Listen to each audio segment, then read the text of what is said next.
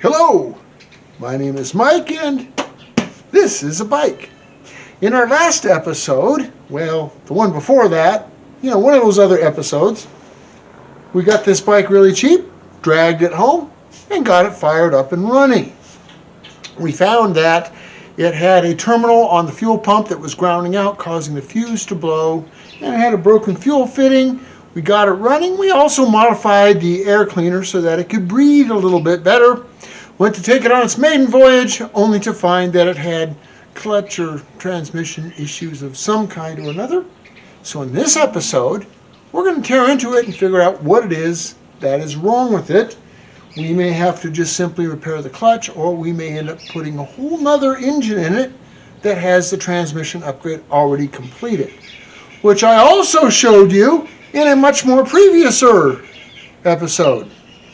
We tore into another engine that we had purchased on eBay really cheap. We went through it. We put a new set of updated gears and speed sensor and all that other necessary stuff to make it nice and bulletproof. We also upgraded the charging system on that engine. So that's a really good engine and transmission assembly that we can put in this bike if necessary. But I have a little problem first because, well, if you look around me, there's vehicles everywhere. And I could work on it right here, kind of in the outdoor. I do have a roof over my head, but I kind of want to put it inside the garage to work on it. Well, because tools and devices are closer, and if I do end up having to swap the engine out, well, the engine's right there. I'm not dragging things in and out of that little doorway over there. Make it much easier. So for me to get this in the garage, well, there's a whole day's work right there. Moving stuff around everywhere to make room. I've got a couple of things up for sale, and trying to thin the herd out a little bit because, well, I've only got so much room here. This isn't a very big lot. It's only a house with a garage and a shed, and I got to try to make it work. And I'm running out of room. Gave one car to my daughter. She needed wheels, so that one's gone. I got the Suzuki's been up for sale for a while. Hopefully somebody will buy that. But anyway, I digress, and I'm good at digressing. We're going to get on this bike and get it fixed, so stick around.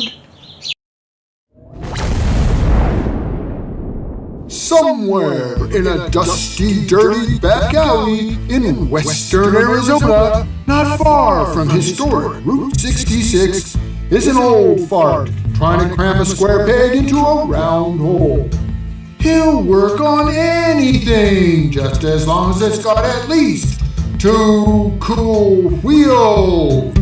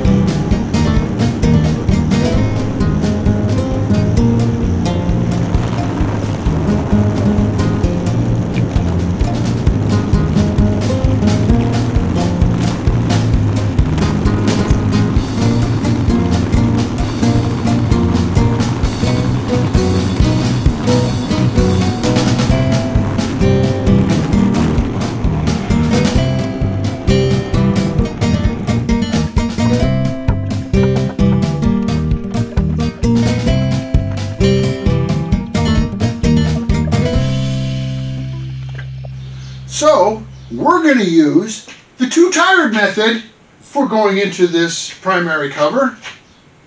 No, two-tired doesn't mean that I'm too tired to operate the foot pump on my lifting platform. That's not what I mean by two-tired. What I mean by two-tired is this. Yep, 2 tires. 1 tire would be one tired approach. This is the two-tired approach.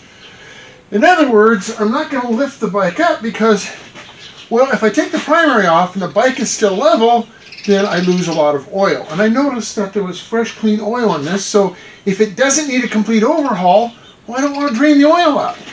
So if I tip the bike over on the 2 tires, I can take that primary cover off without losing any motor oil. So it's a way for you, and it's also an easy way to make repairs on the side of the road should you be stuck in that particular situation. So we're going to lay the bike over outside. Let me get my lifterator out of the way as much as I can. I got stuff in the way. Just do it easy. All right. And then we'll pull that primary cover off and take a look inside. All right, motorcycle. Let's get you on your side. Show us what you got.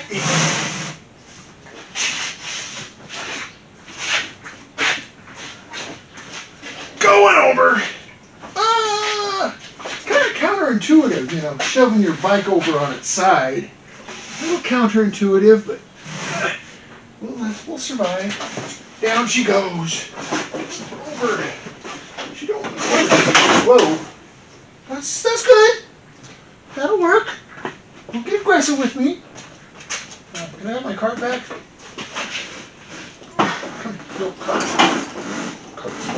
All right. All right. That's enough of a lean angle. I don't have to worry about losing any fluid, and I can still get access to the components.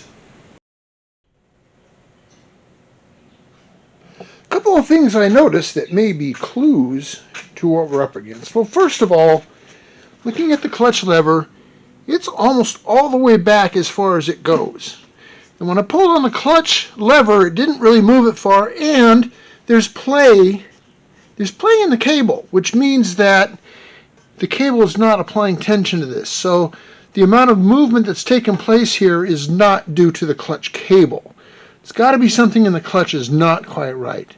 The other thing I notice is, well, you see the blue? That's blue silicone. You know, I'm seeing it here, and I'm seeing it here, and I'm seeing it here. So somebody's been inside this primary cover, probably chasing that same problem. Either couldn't figure it out or thought they had it fixed and put it all back together. So there's something going on here. We're going to find out.